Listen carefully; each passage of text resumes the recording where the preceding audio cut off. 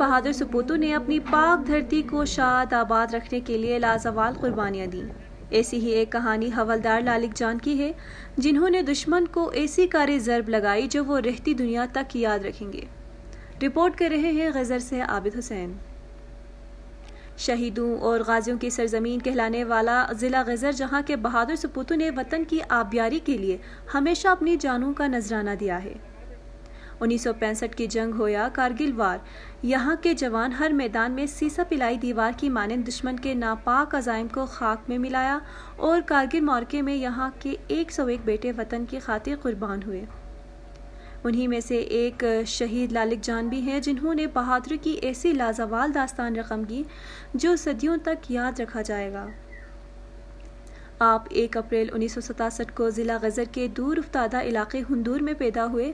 کارگل جنگ کے دوران آپ چھٹی پر تھے، مگر جنگ کی خبر سن کر اپنے یونٹ واپس لوٹ گئے اور 7 جولائی 1999 کو ٹائیگر ہل پر دشمن کے ہر ناپاک عزائم کو خاک میں ملاتے ہوئے شہادت کے اعلیٰ رتبے پر فائز ہوئے۔